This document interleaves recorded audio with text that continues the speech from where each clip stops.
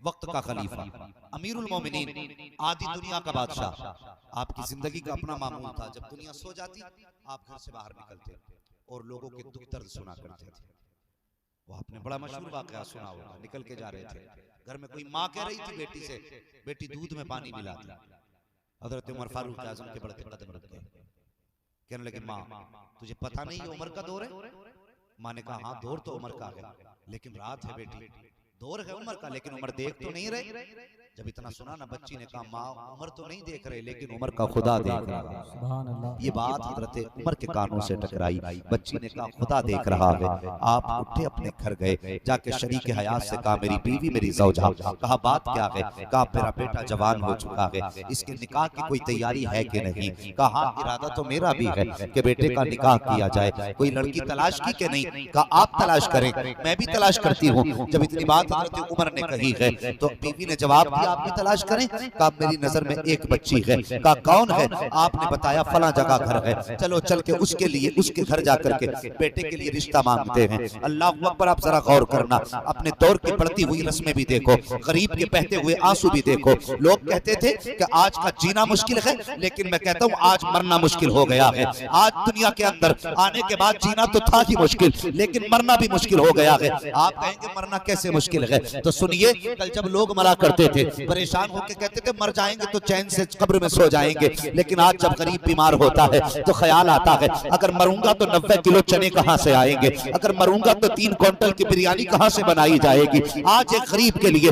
जीना मुश्किल नहीं बल्कि मरना भी मुश्किल हो गया है। और बढ़ते हुए अखराजात, तबाहकारियां, कौम आज बर्बादी के दहाने पर खड़ी है, लेकिन अमीरों को शौक से फुर्सत नहीं है। अल्लाह अकबर कहते हैं कि बेटे वालों ने जहेज की रस्मों को बढ़ाया है। मैं कहता हूं नहीं, सिर्फ इसके जिम्मेदार बेटे वाले नहीं है बल्कि बेटी वाले भी इसके जिम्मेदार हैं। जरा सा डॉक्टरिया क्या बन गया, 3 महीने कंपाउंडरी क्या कर ली है। जाके कहता 5 लाख बगल में दबा के कहता मौलाना बिलाल इससे मेरी बेटी का रिश्ता कराओ, 5 लाख कैश दूंगा। नियत तो तुमने खराब की है, जरा सी इंजेक्शन लगानी क्या आ गई, 5 लाख की गड्डी लेकर के तू पहुंच गया। मैं तुझसे पूछना चाहता हूँ, तूने 5-7 लाख में दामाद खरीदा, कल जब तेरी बेटी को धक्के दिए जाते हैं तब तू मौलवी के पास जाकर के कान पकड़ के कहता है मौलवी खता हो गई है, लेकिन अब कोई तावीज कर दो जिससे बेटी की जिंदगी संवर जाए। अब कोई तावीज काम नहीं आने वाला है। अगर बेटी की जिंदगी संवारनी थी तो ये फैसला कल करना था। तुझे डॉक्टर नहीं ढूंढना था, तुझे इंजीनियर नहीं ढूंढना था, अगर तलाश करना था मोहम्मद अरबी का गुलाम तलाश करना था, हुजूर का आशिक तलाश करना था। मैं दावे के साथ कहता हूँ जो हुजूर का नहीं हो सकता वो तेरी बेटी का नहीं हो सकता। जो मुस्तफा का वफादार होगा वो तेरी बेटी से कभी गद्दारी कर नहीं सकता। सुभान अल्लाह। नारे तकबीर, हाथ उठाइए, हाथ उठाकर बोलिए नारे तकबीर, नारे रिसालत, मसलके आला हजरत हजरत अल्लामा मुफ्ती हम्माद साहिब क़िबला, जश्न शादी सरजमीने शाहपुर। सुभान अल्लाह। ओ भाई, रिश्ता करने से पहले 1000 बार सोचो। क्या तुमने नहीं देखा अभी कोरोना हुआ, कितने लोग तो डॉक्टरों की वजह से मर गए। हाँ, डॉक्टरों की वजह से लोग मरे। वो मरे क्यों? 3 महीने कंपाउंडरी की और थैला लेकर के बैठ गए। थैला लेके बैठ गए। बुखार किसी भी किस्म का है, इंजेक्शन सबको एक ही लग रहा। हाँ, और आदमी बस फिदा हो गया, चमक देख ली भाई डॉक्टर है, 5 लाख मेरी तरफ से बेटी का रिश्ता करा। इससे माहौल बिगड़ा है, यहां से तबाही आई है मुआशरे में। एक बाप के लिए जिम्मेदारी है कि बेटी सुख से जिंदगी गुजारे। हर बाप चाहता है मेरी बेटी सुकून से रहे। मैं मुखालिफ नहीं, मैं नहीं कहता बेटी को कांटों पे धकेलो, ऐसा घर तलाश करो जहां बेटी इज्जत से रह सके। लेकिन सुनिए, अगर अमीर दामाद तुमने तलाश कर लिया लेकिन ऐसा घर न ढूंढ सके जहां बेटी सुख से रह सके तो तुमने कुछ नहीं ढूंढा। जिम्मेदारियां हैं और कोशिश करें 10-5 लाख में बेटियों के लिए उनकी जिंदगी के फैसले इतने आसानी से न करें। गौर फिक्र के बाद बेटी दें और दामाद दीनदार तलाश किया करें। रस्में बढ़ने लगी, आज गरीब सिसक रहा है। कितने लोग सिर्फ इसलिए बूढ़े हो गए कि बेटियों के निकाह कैसे करेंगे, और इसके नुकसानात आप सोच भी नहीं सकते जितने बड़े इसके नुकसानात हैं। जब एक गरीब बेटी का निकाह नहीं कर सकता, अमीरों ने उनके हाल खराब कर दिए, अब गरीब निकाह नहीं कर सकता तो फिर जिंदगी कहां गुजारें वो जाकर। सबसे पहली बात तो ये गुनाह के रास्ते खुलते हैं। फिर दूसरी बात, अगर निकाह होता भी है तो फिर वो अकीदे और मसलक नहीं देखा करती है, फिर तो वो अपनी जिंदगी गुजारने के ठिकाने तलाश करते हैं। इसलिए खुदा के वास्ते जो ये रस्में हैं इनको खत्म किया जाए। हालात कितने बिगड़ते जा रहे हैं। आज क्या बात कही जाए, लोग कहते हैं लोग जमाने के साथ चलना पड़ता है, ठीक है चलना पड़ता है, लेकिन लड़की वालों का भी दिमाग कम खराब नहीं है, दिमाग बराबर के खराब है। अगर हम चाह कर भी रस्मों को खत्म करना चाहे कि भाई हम नहीं चाहते रिश्ता चढ़ाना या बुलाना, कहते नहीं साहब मुआशरे में मेरी नाक कट जाएगी, तेरी नाक कट जाएगी। अगर तुझे लाने दौलत दी है, तुझे लखपति बनाया है, तू दामाद को 10-5 लाख दे देगा, लेकिन तेरा ही सगा भाई जो सिर्फ एक छोटी सी दुकान से घर का खर्चा चलाता है, वो अपनी बेटी को किसके घर डाल के आएगा मुझे बता। अगर हमारे पास पैसा है तो हम अपने गरीब भाई को भी तो देखें, उनकी जिंदगी को मुश्किल कर रहे हैं। आज हालात देखिए, 200 लोग रिश्तों में जाने लगे, ये तबाही नहीं है तो और क्या है। 200 लोग, कल बारात का तसव्वुर 200 का था, आज रिश्तों में जा रहे हैं। और बेटियां नहीं, अब तमाशे बना दिए गए, हया उठा के रख दी गई, पर्दा नाम को रह गया, शर्म नाम का तो जनाजा निकल चुका है। मुझे बता तो सही पर्दा है क्या? आज जाके देखो, मुश्किल से 1% घर में पर्दा नजर आता है, 1% मुश्किल से। और फिर अगर किसी की बेटी थोड़ी बहुत ठीक ठाक हो तो कहता कोई बात नहीं, जिसे चाव लाके बेटी दिखा दो। क्यों बाजार लगाए? जो भी कोई आके बेटी को देख के चला जाए, तेरी बेटी बेटी नहीं, तू किसी अरे खैरे के सामने बेटी को छोड़ देगा। हम उस कौम से ताल्लुक रखते हैं जिसकी बेटी की तरफ अगर बेगैरत की आंख उठ जाती थी तो हम आंखें निकालते थे। उस कौम से हमारा रिश्ता है। फिर आज बताओ तो सही, आज लड़की के रिश्ते होते हैं, मौलाना आरिफ साहब तो खलेरा भाई देखने आ रहे हैं, हुबैर आ रहा, 3 दोस्त आ रहे हैं। भाई ये क्यों आ रहे हैं? कि लड़का कहता था अगर इन्होंने पसंद कर दी तो मुझे पसंद है। शर्म नहीं आ रही? घर में तेरी रहेगी या इनके रहेगी? फैसले हो रही है। अगर देखना है बेटी को, माँ को भेजिए, बहन को भेजिए, औरतों को भेजिए। इस्लाम ने कुछ हद तक अगर गुंजाइश रखी है उसके लिए है जिसका निकाह हो रहा है, और वो भी ऐसे देखे कि देखने वाले को खबर ना हो, जिसे देखा जा रहा है उसे पता ना चले मुझे देखा गया। लेकिन आज होता क्या है? आज होता रिश्ता देखने आने से पहले 4 दिन पहले खबर कर दी जाती है, हम आ रहे हैं, पूरे मोहल्ले में शोर है, आज फला की बेटी को देखने वाले आ रहे हैं, 3 गाड़ियां आके दरवाजे पे रुकी, पूरे मोहल्ले को पता चल गया आज फला की बेटी को देखने आए हैं लोग। अल्लाह अकबर, तुम सोच भी नहीं सकते हो जब किसी को देखने वाले आते हैं तो बेटी के दिल पे क्या गुजरा करती है। पूछो उन जवानों से जो किसी एग्जाम हॉल में जाकर के बैठे और पर्चा हाथ में आया ना हो तो दिल पे कौन सा ख्याल नहीं आता है, धड़कनें तेज होती हैं, पता नहीं कौन सा सवाल आने वाला होगा, वो याद होगा कि नहीं होगा, उसका जवाब मैं लिख पाऊंगा कि नहीं लिख पाऊंगा। और यार ये वो एग्जाम है जो इस बार अगर फेल हो गए तो अगली बार फिर पास कर सकते हो, फिर पास कर सकते हो, फिर पास कर सकते हो। लेकिन याद रखो जब किसी की बेटी को देखा जाता है ना तो ये कोई एग्जाम नहीं है, बल्कि पूरी बेटी की इज्जत दांव पे लगी होती है। कौन सोच सकता है बेटी की इज्जत के बारे में? हमने तो यहाँ तक देखा है साहिब, हमने यहाँ तक देखा है जब बेटियों को देखने वाले आते हैं तो देखा गया लड़की पसंद भी आ गई, और बात छोटी छोटी सी बात पे जाके कहते 3 दिन के बाद जवाब देंगे। क्यों भाई? तुमने देख लिया, नाक तक खा के जा रहे हो, जवाब 3 दिन बाद क्यों दोगे? आज क्यों नहीं दिया? कहते नहीं 3 दिन के बाद जवाब देंगे। जो देख के गए वो जवाब नहीं देते, जो घर बैठे वो बताते हैं कि लड़की करनी है कि नहीं करनी। ये अंधापन है कि नहीं? जिसने देखा वो कहे गलत है कि सही, लेकिन नहीं, 3 दिन तक लड़की करवटें बदलती है। जो देख के गए उन्हें मैं पसंद आई कि नहीं आई, वो ख्याल में डूबी रहती है। अगर ना कह दिया तो मैं मुआशरे को क्या मुंह दिखाऊंगी। 3 दिन के बाद फोन आता है, साहब आपकी बेटी पसंद नहीं है। क्यों? कहा आपकी बेटी का कद छोटा है, कोई कहता उसकी आंखें अच्छी नहीं है, कोई कहता नाक नीची रह गई, कोई कहता नहीं जी उसका बदन अच्छा ना था, कोई कहता चाल अच्छी न थी, कोई कहता ढाल अच्छी नहीं थी। सब कुछ अच्छा था, तुम्हारी बेटी की तहजीब अच्छी नहीं थी और तुझे डूब के मर जाना चाहिए। आज तो एक गरीब की बेटी को रुसवा करके जा रहा है। हमें अच्छी तरह मालूम है अगर इस लड़की के बाप के पास 10 लाख रुपए तेरे मुंह पे मारने के लिए होते तो इसकी छोटी आंख भी तुझे बड़ी नजर आती, इसका छोटा कद भी तुझे बड़ा नजर आता, इसकी छोटी आंख भी तुझे अच्छी लगती, इसका चाल ढाल भी पसंद आता। सिर्फ ऐब इतना है गरीब की बेटी में कि इसके पास देने के लिए 10 लाख नहीं है, इसकी बेटी के बाप के पास खरीदने के लिए 20 लाख का कैश नहीं है ताकि दामाद खरीद पाता। वो हया कर किसी की बेटी को यह कहकर रुसवा न कर कि तुम्हारी बेटी के अंदर ये ऐब है, तुम तो सोच भी नहीं सकते समझते हो? और तलाक तो बड़ी बात है साहिब, जब किसी की बेटी का रिश्ता देख करके छूट जाया करता है तो फिर बेटियां शर्म से पानी पानी हो जाती है, और कितनी बेटियां तो आत्महत्या कर लेती हैं। अगर तुम्हारी वजह से किसी की बेटी मर गई तो मैं नहीं जानता तुम्हारी दौलत को देख के दुनिया क्या कहेगी, तुम्हारी कोठी को देख के दुनिया क्या कहेगी, लेकिन मर के कब्र में आएगा, खुदा पूछेगा बता एक गरीब को दौलत के लिए छोड़ा था, आज क्या उम्मीद लेके आया है, तो कितना कर गिरा लेना। वो कहेगा कल तू मेरी गरीब बंदी का नहीं हुआ, आज मेरी रहमतें तेरा सहारा बन नहीं सकती। हक है, जिंदाबाद। ख्याल करो एक दिन मरना है, और आज अहद कर लो किसी गरीब की बेटी को ऊपर बोझ नहीं बनेगी, बोझ नहीं बनेंगे। मैं दावत फिक्र देता हूं दौलत वालों को कि अपने दौलत के नशे में आकर के किसी की इज्जत से खिलवाड़ ना करें। हाँ, तुम नहीं समझते बेटी कितनी नाजुक शय होती है। हर बेटी के लिए हर बाप एक बादशाह की हैसियत रखता है, चाहे वो गरीब बाप हो चाहे वो अमीर बाप हो। और जब बाप सलामत होता है ना तो बेटी पैबंद के कपड़े पहनती है, लेकिन अपने आप को फिर भी शहजादी तस्वर करती है। एक बाप का प्यारे बेटी के लिए। और फिर बेटी अगर हो, बेटा भले ना हो, तो बाप कभी अपने आप को अकेला महसूस नहीं करता। ये भी ख्याल रखना। ये बाप बेटी के रिश्ते हैं। वो कुछ कभी ऐसा भी हुआ, वो एक गरीब था, उसने बेटी का रिश्ता किया। अब तो लोगों ने रस्में बना ली, तमाशे कर रहे हैं। तमाशे कौन से तमाशे?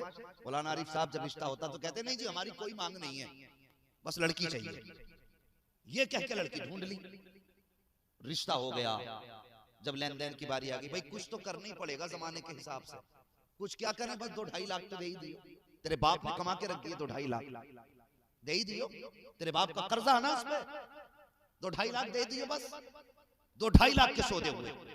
और फिर उसके बाद क्या होता, जब आती है रिश्ते शादी की तारीख करीब, कार्ड छप जाते हैं, तो फिर आता ससुराल से फोन लड़की की कि सुनिए हमें 5 लाख कैश चाहिए वरना हम बारात नहीं ला रहे।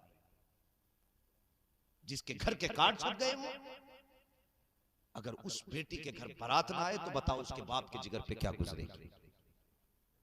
ये तमाशे बना लिए। अल्लाह ने अगर बेटा दिया है ना तो इस खुशी को संभाल के रखे, वरना अगर वो खुशी देनी जानता है तो खुशी लेनी भी जानता है।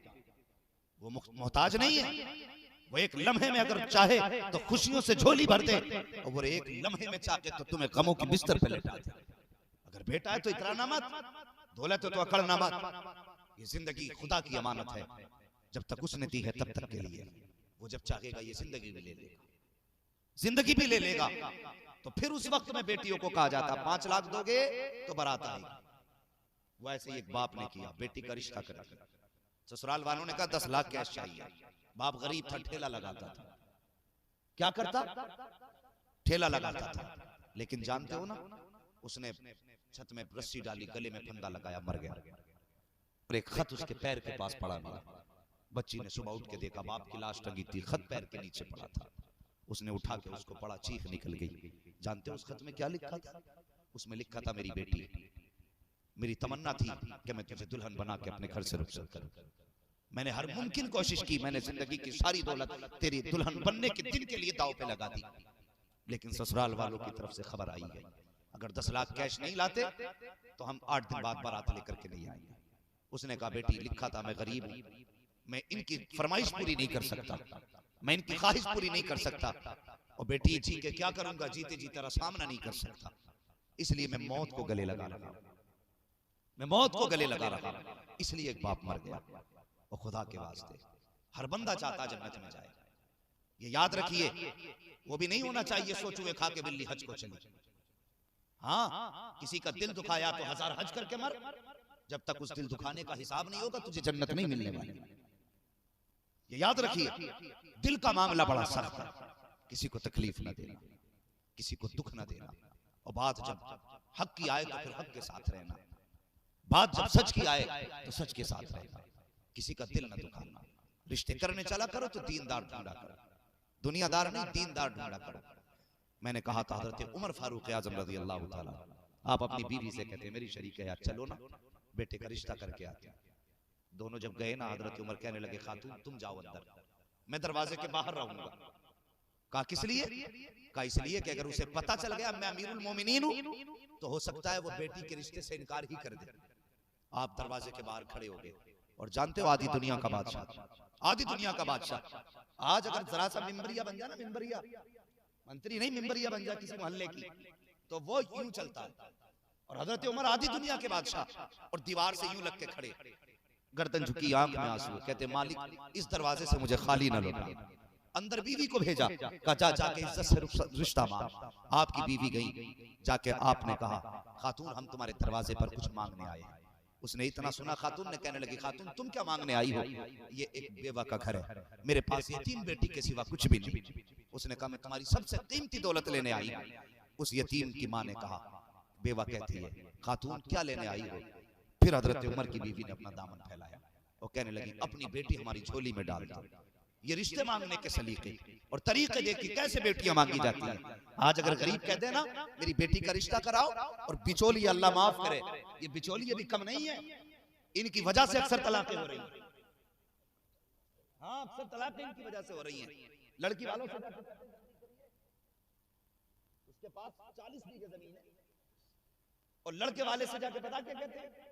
कहते हैं कि 5 लाख दे यार इसके रिश्ते में, कैश पता नहीं कितना देगा, और दोनों को कुछ पता नहीं, न लड़की वाले कुछ पता न लड़के वाले कुछ पता। ये खाली मरा जा रहा है एक जोड़े के चक्कर में। हाँ, क्या मिलेगा? एक जोड़ा। अगर तू बीच में है तो फिर सच बोल, ताकि कल सच्चाई सामने आए तो एक दूसरे के बीच में दीवारें खड़ी। इधर तो जहन बना दिया 40 बीघे जमीन लड़के पे है, और लड़की निकाह करके घर पहुंची, पता चला 3 ही बीघे हिस्से में आ रही। समझ गए? 3 ही। तो वह कहती तुम्हारे बाप ने झूठ बोल के 40 बताई थी, तो वह कहता बाप तेरा भी कम नहीं, तेरे बाप ने भी तो कहा था 10 लाख कैश दूंगा। पता दोनों को नहीं। हाँ, तो कहने का मकसद ये जितना हो उतना बताओ, एक जोड़े के लिए नहीं बल्कि 2 जिंदगियों के लिए कोशिश किया। जोड़े पहनों के 6 दिन में फट जाएंगे, लेकिन अगर तुम्हारी वजह से 2 जिंदगियां खुश हो गई, फिर मर के देख कसम खुदा की, कफन बाद में हटेगा, मदीने वाला कब्र में पहले आ जाए। सुभान अल्लाह, सुभान अल्लाह, वाह वाह। नियतें होनी चाहिए, लेकिन इधर उधर की लपेट लपाट के रिश्ते चल रहे हैं। कितनी सादगी से कहती है अपनी बेटी हमारी गोद में दे दो। वो कहने लगी खातून मैं तो तुम्हें नहीं जानती, ऐसे कैसे बेटी दे दूं? तो फिर जब कोई चारा न था, अल्लाह अकबर, मजबूरी में कहने पड़ गया कि मैं अमीरुल मोमिनीन उमर की ज़ौजा हूं। इतना सुना औरत चीख निकल गई, कहने लगी क्या कह रही हो?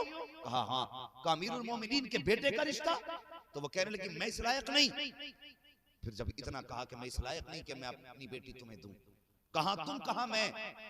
तो फिर आपकी ज़ौजा ने दामन पकड़ा खातून का, कहने लगी खाली ना लौटाना, अमीरुल मोमिनीन दरवाजे के बाहर खड़े। अल्लाह अकबर। जब खातून बाहर निकली, हजरत उमर की आंख में आंसू थे, गर्दन झुकी थी, जबान पे ये जारी था मालिक इस दरवाजे से खाली ना लौटाना। अल्लाह अकबर। रिश्ता मंजूर हुआ, आपने बेटे का निकाह किया। जब निकाह करके घर लाए, उसके बाद आपने उस बच्ची को बुला के कहा बेटी बता तो सही मैं कौन लगता हूँ? बच्ची यतीम थी, उसने कहा एक रिश्ते से मेरे चचा लगते हो, दूसरे रिश्ते से मेरे बाप लगते हो। अल्लाह अकबर। इतना सुनना था। कहा बेटी तुझे मालूम है कि मैं तुझे इस घर में क्यों लेकर के आया? बच्ची कहने लगी बाबा मुझे तो नहीं पता। आप फरमाते बेटी जरा वो दिन याद कर, एक दिन मैं तेरी गली से गुजर के जा रहा था, तेरी माँ ने कहा था बेटी दूध में पानी मिला दे, तो तूने कहा क्या जवाब दिया था? अल्लाह अकबर। इतनी बात कही। खातून कहती है ए मेरे बाबा, जब आप उस गली से गुजर रहे थे मुझे इसका इल्म बना था, लेकिन मेरी माँ ने मुझसे कहा था बेटी दूध में पानी मिला दे। मैंने कहा माँ उमर का दौर है, तो मेरी माँ ने कहा दौर उमर का है लेकिन वक्त रात का है, उमर थोड़ी देख रहे हैं। तो मैंने कहा था ए माँ उमर तो नहीं देख रहे हैं, लेकिन उमर का खुदा देख रहा है, उमर का खुदा देख रहा है।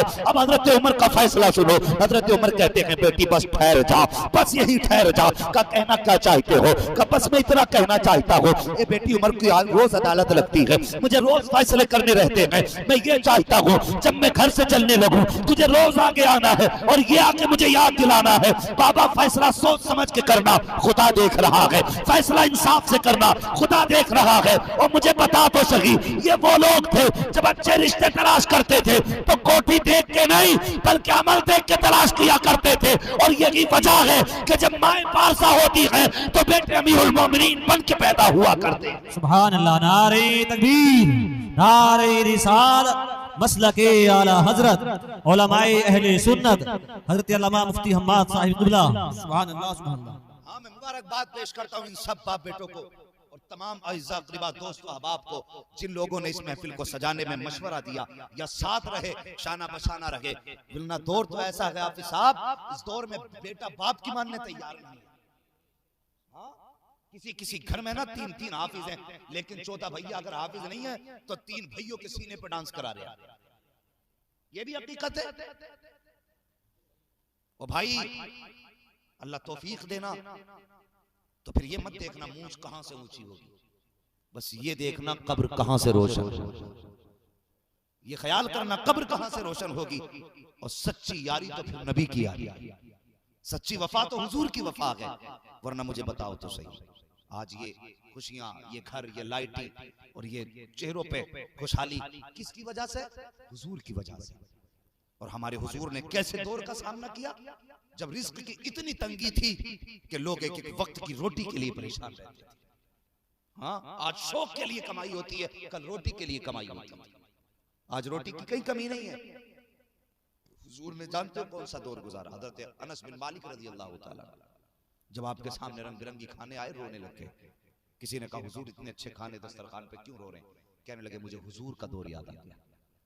कहा किस लिए? कहा मैंने हुजूर का दौर देखा, कई दिन हो जाते थे हुजूर के घर में चूल्हा तक नहीं जलता था। और फिर एक दिन हुजूर ने फरमाया था एक ऐसा दिन आएगा कि तुम्हारे पास खाना कसरत से होगा। कहा आज वो दिन है। कहते हैं बस आज खाना देखा, हुजूर की भूख याद आ गई।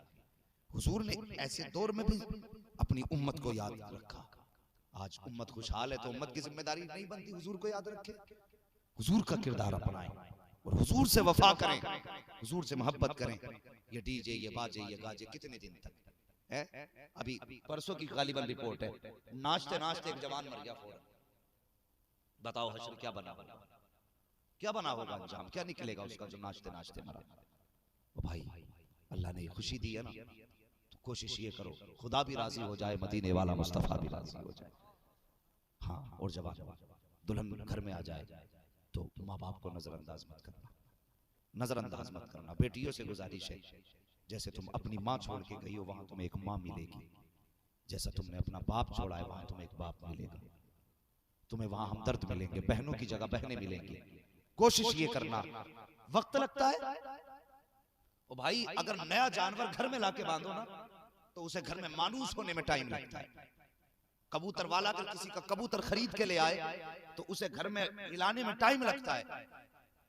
तो तुम अगर नए घर जा रही हो तो तुम्हें ये नहीं देखना कि ये मुझे डायरेक्ट बहन का प्यार दे, डायरेक्ट तो मुझे बेटी कहे, नहीं, वो डायरेक्ट नहीं कहेंगे। तुझे उनके दिल में अपनी जगह बनानी पड़ेगी। हाँ, तुम्हें माँ के सामने बेटी का किरदार पेश करना है, तुम्हें बाप के सामने बेटी का किरदार पेश करना है, तुम्हें बहन के सामने बहन का किरदार पेश करना है। फिर देख तेरी जिंदगी में बहारें कैसी आती।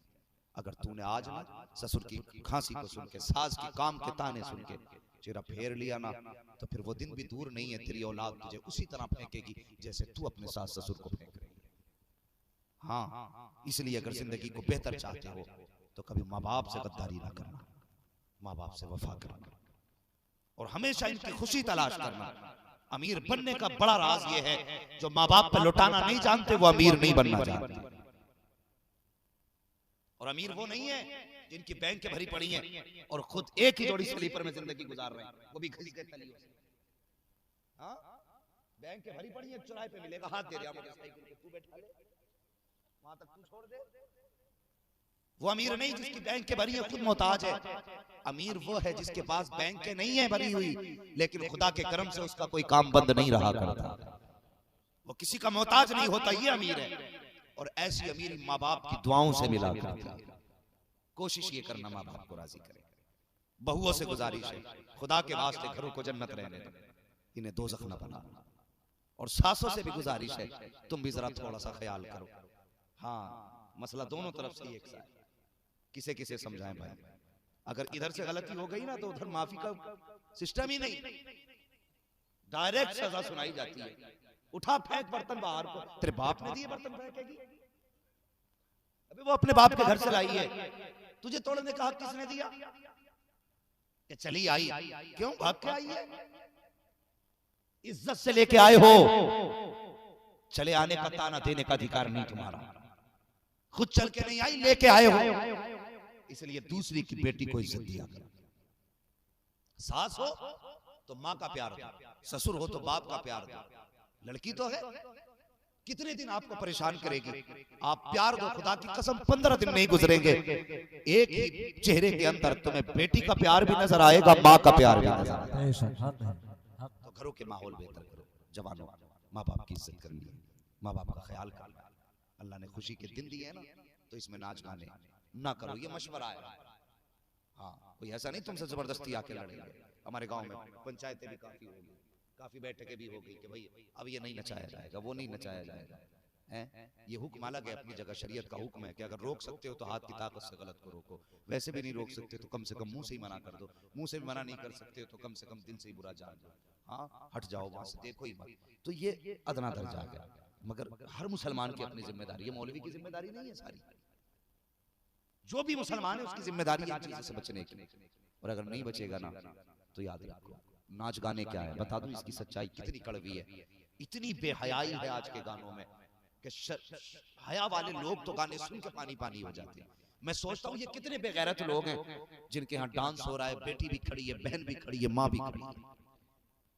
उनकी बेहयाई का अंदाजा ही नहीं लगाया जा सकता। जो खड़े होकर के बेटियों को नाच दिखाते, कल जब उनकी बेटी मुंह काला करके जाती है तो फिर मौलवी के पास भागते, बताइए मत किसी को, ऐसा तावीज कर दो चुपके से लौट आए।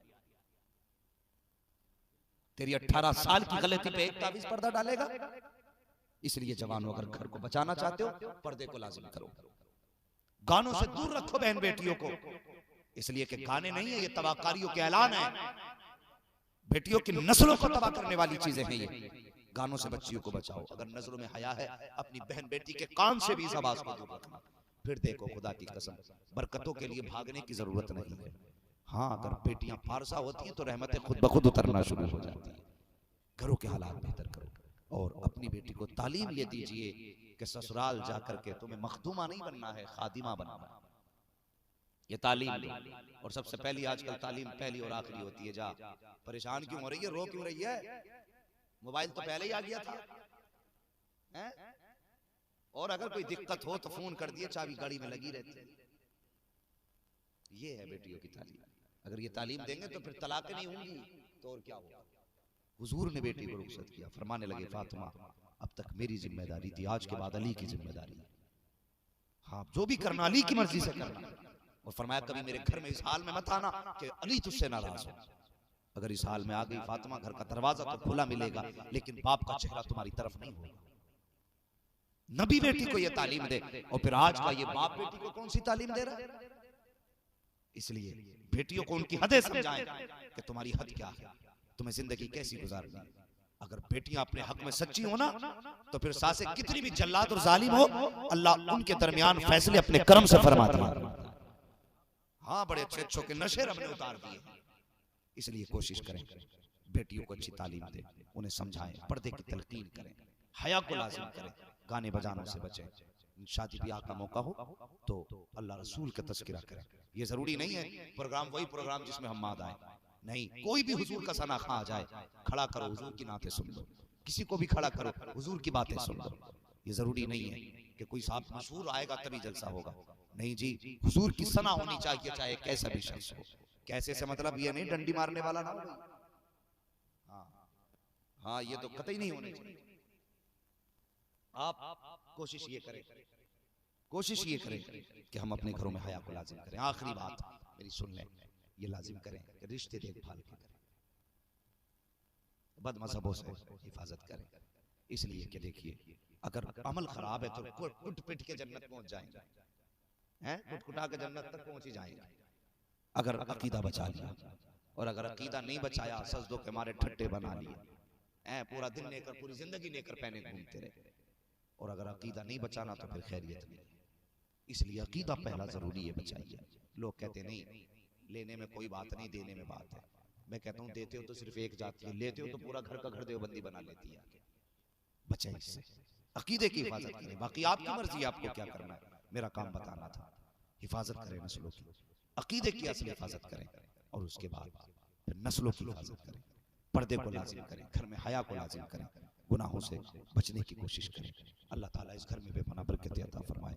एक नई जिंदगी का आगाज भाई इसरार करने वाले हैं, अल्लाह ताला इन दोनों भाइयों की नई जिंदगी में बेपनाह बरकत अता फरमाए और मौला करीम इनकी नस्लों में जो औलाद पैदा हो अल्लाह हर आने वाले फर्द को सच्चा आशिक़ रसूल पैदा फरमाए और हर बेटी को कनीज़ फातिमा बनाए। मौला करीम अपने हबीब के सदक़े में जितने नौजवानों ने बुजुर्गों ने बैठ करके ये नसीहत आमेज़ गुफ्तगू सुनी है, मुझसे पेशतर हुजूर की नाते सुनी, बातें सुनी, अल्लाह ताला सबको हुजूर का सदका और खैरात अता फरमाए। मौला करीम उस वक्त तक हमको मौत ना आए जब तक मुस्तफ़ा का मदीना नजर ना आ जाए। बस फरमाया गया, ए ईमान वालो, मेरे महबूब की जिंदगी तुम्हारे लिए बेहतरीन नमूना है, हुजूर की जिंदगी हमारे लिए नमूना बनाई गई है।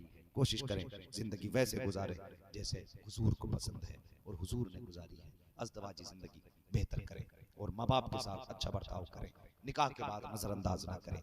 हाँ, बूढ़े हो जाए इनका ख्याल करना हमारी तुम्हारी जिम्मेदारी है। जब हम छोटे थे तो ये हमारी मदद करते थे, अब ये छोटे हो गए, इनकी मदद हम करेंगे। कोई ये ना कहे कि इनकी मदद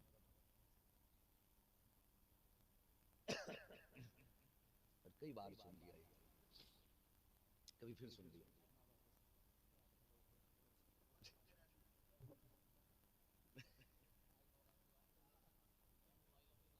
ना तो इंशाल्लाह किसी और दिन सुन लेंगे। 16 तारीख में भी तो कोई प्रोग्राम है शायद, हाँ 16 तारीख में भी हो सकता है। अच्छा, आज भी सुना दें ना, तो उधर उधर मोहल्ले में नहीं जाएंगे ना सुनने, क्या ना, तो तुम्हारी मर्जी है, जहां मन करे वहां सुनने जाना, वरना कहीं ना जाओगे घर ही सुन लेना मोबाइल पे। तो अब हाफिज साहब की फरमाइश है, बोले शजरा सुना दिया जाए। हाँ, अब तो यारों ना सुनने के लिए तुम भी थोड़ा, हाँ तुम बोले नहीं हो, अब भी मत बोलना, कहीं सुभान अल्लाह कहने से इस घर में बरकतें ना हो जाए। और एक बात सुनो, कब्रिस्तान भी करीब में ही है यहाँ से, अगर आप जोर से सुभान अल्लाह कह देंगे तो इंशाल्लाह इसकी बरकतें कब्रिस्तान तक भी पहुंच जाएंगी, है ना। मगर एक बात याद रखिए, अगर आवाज ना भी पहुंचेगी तो जो हम जिन लोगों की नस्ल में से हैं वो तो कम से कम फख्र करेंगे, कम से कम हमारी औलाद ने आज सुभान अल्लाह कहा।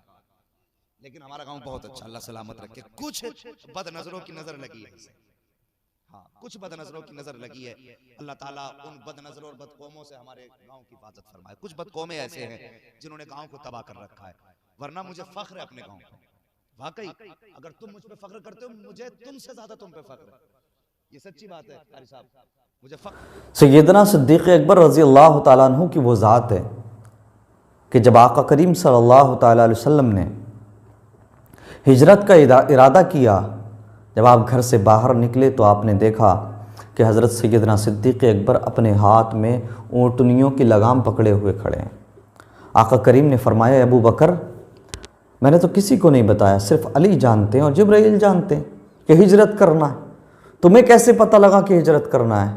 तो सैयदना सिद्दीक़ अकबर अर्ज़ करते हैं, या रसूल अल्लाह, आपने एक दिन इशारतन फरमाया था कि अल्लाह के एक बंदे को हुक्म होगा कि हिजरत कर जाओ, वो घर से बाहर निकलेगा, अपने किसी साथी का इंतखाब करेगा और हिजरत कर जाएगा। या रसूल अल्लाह, तब से लेकर आज तक आपका सिद्दीक़ हर रात आपके दरवाज़े पर ऊँटनियाँ लेकर खड़ा हो जाता है ताकि आका जब भी जाएं मुझे साथ ले लें। अल्लाहु अकबर कबीरा। ये शान है सैयदना सिद्दीक़ अकबर रज़ी अल्लाह ताला अन्हु की। आप यार हयात भी हैं, आप यार गार भी हैं और बाद विसाल यार मज़ार भी हैं। मेरे मुस्तफ़ा करीम सल्लल्लाहु ताला अलैहि वसल्लम के प्यारे दीवानों, आका करीम तशरीफ़ फरमा है मस्जिद नबवी में और सहाबा इकराम की महफ़िल हैं, शेखैन भी मौजूद हैं, हज़रत उस्मान गनी और मौला अली भी मौजूद हैं। अल्लाहु अकबर कबीरा। मेरे नबी ने फरमाया, ए अबू बकर, ज़रा अपने बचपन की कोई बात सुनाओ। आए है, यानी मेरे नबी का दिल चाहता है कि अबू बकर के बचपन की बात होती रहे और मैं सुनता रहूं। अल्लाहु अकबर। जब हज़रत अबू बकर ने इतना सुना तो अर्ज़ किया, या रसूल अल्लाह, आप कहते हैं तो मैं सुनाता हूँ। या रसूल अल्लाह, मैं 4 साल का था। जब मैं 4 साल का था तो मेरा वालिद मुझको बुतखाने ले गया और बुतखाने ले जाकर के मुझसे कहा, ये बुत को, इस बुत को सजदा कर, ये तेरा बुलंद वाला खुदा है, ये हमारा माबूद है, इसकी इबादत कर, इसको सजदा कर। या रसूल अल्लाह, जब मेरे बाप ने इतना कहा तो मैंने बुत से कहा, अगर तू खुदा है तो मुझे खाने के लिए खाना दे, मुझे पीने के लिए पानी दे। या रसूल अल्लाह, कोई जवाब ना आया। जब कोई जवाब ना आया तो मैंने पत्थर उठा लिया। भला बेजान पत्थर भी क्या बोलें, बेजान मूर्तियाँ क्या बोलेंगी।